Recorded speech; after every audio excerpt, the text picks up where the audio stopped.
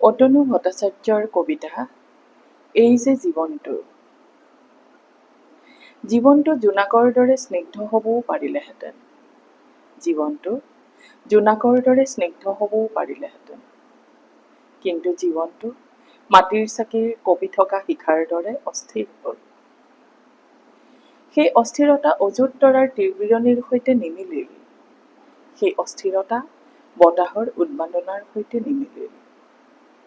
জীৱনটো কবিতা নহ'ল, গোলাপৰ সুবাস নহ'ল, জুবিনৰ গানৰ দৰে তীব্ৰ নহ'ল জীৱনৰ কণ্ঠস্বৰ।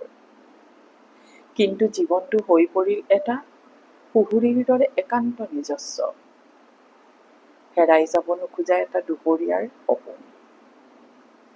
জীৱনটো এটা মসৃণ বাটৰ বাটৰুৱা হ'ব পাৰিলেহেঁতেন। জীৱনটো এটা মসৃণ বাটৰ বাটৰুৱা হ'ব পাৰিলেহেঁতেন।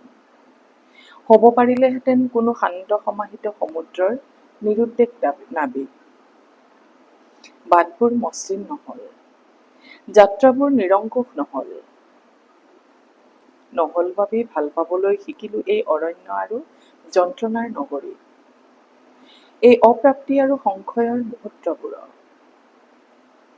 দৌৰি পাৰ হৈ যাব নোৱাৰিলো বাবেই এবাৰ উভতি চাবলৈ শিকিলো।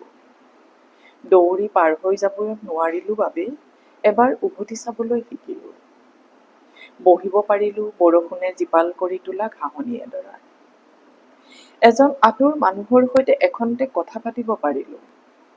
এজন ব্যৰ্থ মানুহৰ সৈতে বিনিময় কৰিব পাৰিলো সময়। ভুলবোৰ মনত পেলাই পেলাই বহুত হাঁহিলো। ভুলবোৰ মনত পেলাই পেলাই বহুত হাঁহিলো। নিজৰ ভিতৰত অভিমান কৰি উঠিলো এদিন, কোনেও নেদেখাকৈ টুকি পেলাব পাৰিলো চকুপানী এটোপাল।